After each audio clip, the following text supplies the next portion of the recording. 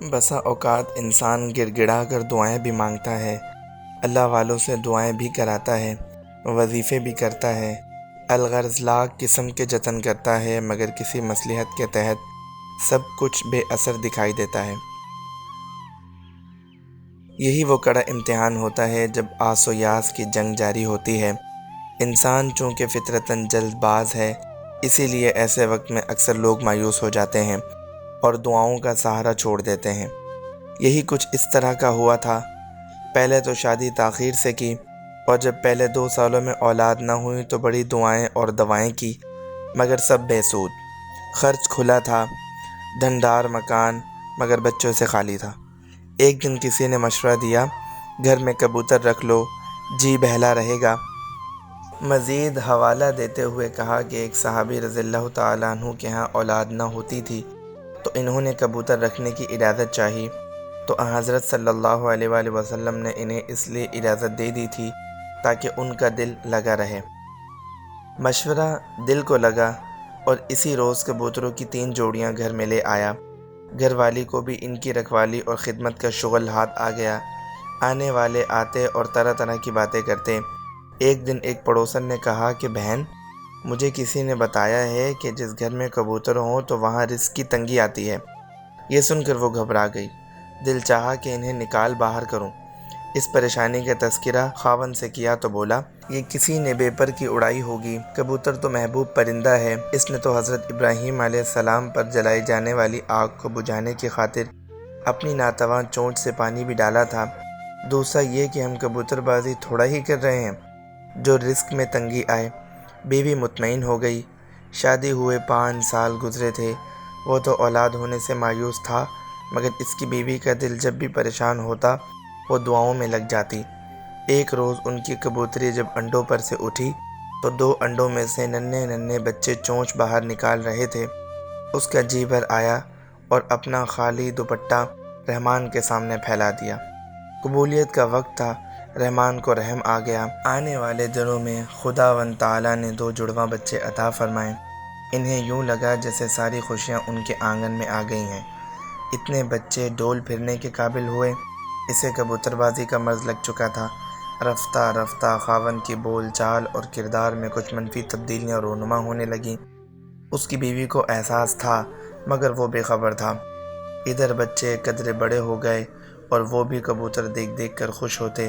تجربہ بڑھا تو نووارد کبوتر باز اس کے پاس مشورے لینے پہنچنے لگے۔ ہر وقت کوئی نہ کوئی گھر میں موجود رہتا، جس سے اس کی بیوی کو بہت کوفت ہوتی۔ وہ رکشہ چلاتا تھا۔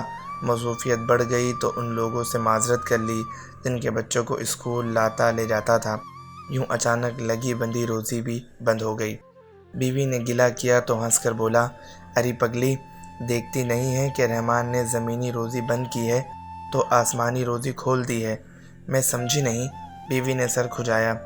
دیکھو نا، اپنی مہارت کی وجہ سے روزانہ 2-4 کبوتر دوسروں کے پکڑ کر بیچ دیتا ہوں، دال ساگ کا خرچہ نکل ہی آتا ہے، اور ایسا کرنے سے جو دشمنی مول لے لی ہے آپ نے وہ۔ بیوی نے گھورا تو وہ پھر ہنس پڑا۔ کبوتر بازی دلیروں کا کام ہے ام حسنین صاحبہ، وہ جھنجھلا کر چلی گئی۔ اسے اپنے خاوند کی دلیری یاد آ گئی تھی جب وہ خوف کے مارے کئی دن گھر سے نہیں نکلتا تھا۔ قصہ کوتاہ، وقت کا پہیہ گھومتا رہا، اور وہ دن آ پہنچا جب حسن اور حسنین پہلی بار اسکول گئے۔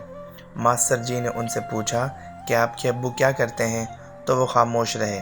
جب کافی دیر تک کچھ نہ بتلا پائے تو ان کے ایک پڑوسی بچے نے، جو کہ 5ویں میں پڑھتا تھا، بتلایا، ماسٹر جی، ان کے ابو کبوتر باز ہیں، پورے محلے سے دشمنی پال رکھی ہے، ان کے گھر کبوتر بازوں کا تانتا بندھا رہتا ہے، عجیب عجیب لوگ آتے ہیں ان کے گھر، کوئی دن جا رہا ہے جب اہل محلہ تھانے میں رپورٹ کرائیں گے۔ یہ باتیں دونوں بچوں کی سمجھ سے بالاتر تھیں۔ ماسٹر جی کو بہت افسوس ہوا۔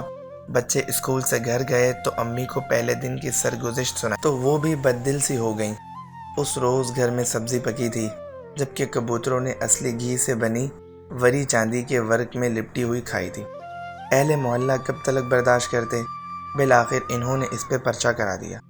اس کے خلاف ایک طویل شکایتی خط لکھا تھا جس پر سب کے دستخط ثبت تھے۔ وہ شام ہونے تک حوالات کے پیچھے تھا۔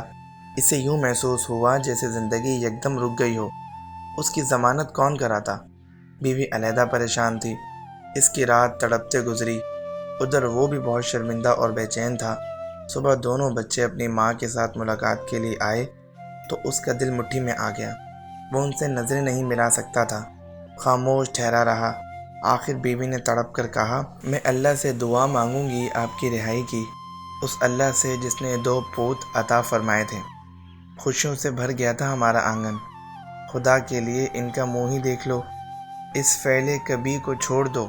میرے بچے بھی محلے میں ترچھی نگاہوں سے دیکھے جانے لگے ہیں۔ یہ کہتے ہوئے اس کا نقاب آنسوؤں سے بھر چکا تھا۔ حوالات کی دوسری رات میں قبر کی سی تنہائی تھی۔ وہ 10 سال پیچھے جا چکا تھا جب وہ پہلی بار کبوتروں کی 3 جوڑیاں گھر لے کر آیا تھا۔ اس کا کوئی ارادہ کبوتر بازی کا نہیں تھا، مگر رفتہ رفتہ اسے یہ شوق چڑھ آیا تھا۔ جیسے اکثر نشئی لوگوں کی شروعات سگریٹ سے ہوتی ہے، اسے وہ باتیں بھی یاد آئیں جب اس کے محلے کی جامع مسجد کے امام صاحب نے اس سے بڑی مشکل سے وقت لے کر منت کی تھی کہ اس کام کو چھوڑ دے۔ انہوں نے بتلایا تھا کہ سارے محلے کے شریف لوگ بہت تنگ ہیں اس کی کبوتر بازی سے اور ہر ایرے گیرے کے آنے جانے سے۔ مزید برآں ایک مرتبہ حضرت صلی اللہ علیہ وآلہ وسلم نے ایک شخص کو دیکھا کہ کبوتر کے پیچھے بھاگ رہا ہے، یعنی میدان میں کبوتر اڑا رہا تھا، تو آپ صلی اللہ علیہ وآلہ وسلم نے فرمایا، شیطان کے پیچھے بھاگ رہا ہے۔ اسی وجہ سے تو کبوتر بازی کو فقہ نے ناجائز قرار دیا ہے۔ انہوں نے یہ بھی بتایا تھا کہ قوم لوط پر یکمشت 5 عذاب اس لیے آئے تھے کہ ان میں 4 بڑی خرابیاں تھیں، جن میں سے ایک یہ بھی ہے کہ وہ کبوتر بازی کے رسیاں تھے۔ الغرض طرح طرح کی باتوں نے اسے گھیرے میں لیا ہوا تھا۔ اس نے اسی لمحے توبہ کی اور اسے اپنی یہ دعا بھی یاد آ گئی جو اس نے ماضی میں مانگی تھی، میرے مالک میری جھولی بھی اولاد کی نعمت سے بھر دے، میں عمر بھر تیری نافرمانی نہیں کروں گا۔ اب اسے اپنے سے گھن سی آ رہی تھی۔ اگلی صبح محلے کے چند معزز لوگوں کی بدولت ہی اس کی ضمانت ہوئی۔ انہیں اس سے کوئی قول و قرار کی ضرورت نہ تھی، کیونکہ وہ گزشتہ رات ہی واپسی کا ارادہ کر چکا تھا، سچی واپسی کا۔